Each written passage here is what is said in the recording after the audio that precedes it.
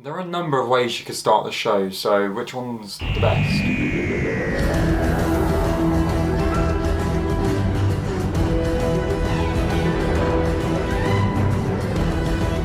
Hello guys, welcome back to New Who HQ. I am Matt, and any new people as well, because this video is kind of aimed at new people that haven't really seen Doctor Who. So I'm going to be explaining and going through some of the best ways you could start watching the show. If you're looking at it as someone new, it's a pretty daunting thing. It's a show which, started in the 60s, went on to the 80s, it was in the 90s with a movie, it came back in 2005, it's gone all the way up to 2020, still going on now. There's now a new era, so there's a lot.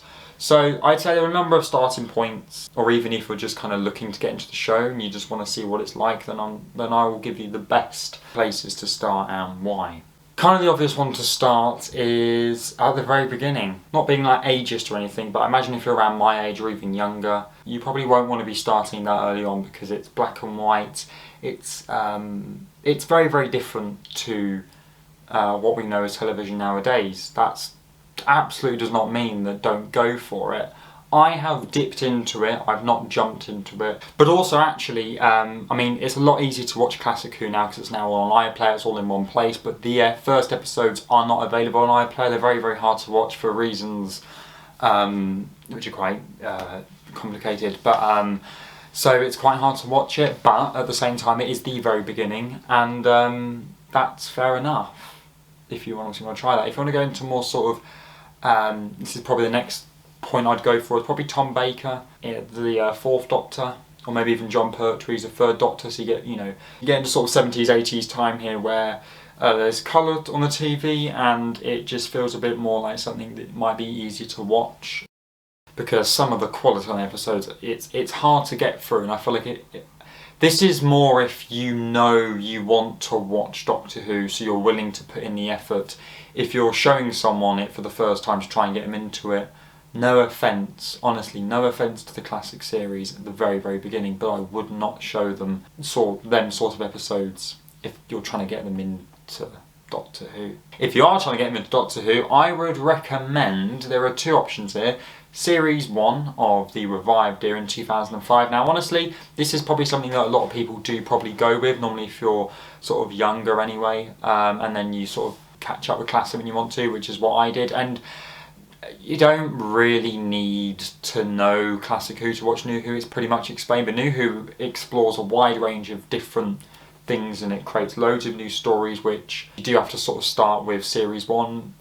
You could maybe start another series, but yeah, I think definitely Series 1 offers, it's very much a brand new era. It does talk about older Who, but it kind of tells you the story about it. So, the Time War, for example, or, if certain people come back from the past, or say, I know this person from this because they did this. So you do get an explanation. It's up to you if you want to go and explore that deeper by watching their original. The Master's probably the best example there. I'm not going to tell you who the Master is, but the Master is someone that is in Classic Who and does come into New Who, but you get a good explanation of what the Master is, and you get a little bit of history, so you're basically fine there. Again, that's probably more for someone who's that wants to start. If you're showing a friend, Blink. Now, Blink is an obvious one that a lot of people say, and honestly, I completely agree with them. I would say actually, it's quite ironic that the Doctor is hardly in Blink, and obviously you're showing them Doctor Who, you want to show them who the Doctor is, what they're all about. And he's not really in Blink. I think Blink's just more for the overall feel of the show, the time travel side of things, the sort of characters that you get, the villains, and just the overall style of how the show is, and what it does, what it's known for, and does it very, very well. Yes, Blink is great. If you want a bit more of the Doctor, I think The Girl in the Fireplace is actually quite a good start as well. It's basically the beginning of season 2, more or less. So it's very nearly the beginning of David Tennant. So it's a lot more before Blink. So that could be something which could be better. But also it has the Doctor in it as well, and you see him interacting with Mickey and Rose, and obviously you still got that time travel effect of being in France but being on a spaceship at the same time. So honestly, I'm surprised that episode doesn't get recommended more. I think it's also a very, very well written episode. It's quite spooky at times, quite chilling, but also a very beautifully told story. So I'd probably say Girl in the Fireplace over Blink, but either way, you know, either ones, those two are pretty good. And the last one is Matt Smith. You could start with Series 5. Even though there are certain things that are said and character that comes back, you could pretty much start Matt Smith if you wanted to in Series 5. I don't know why you'd do that, because like David Tennant's era, some of his episodes are the best ever.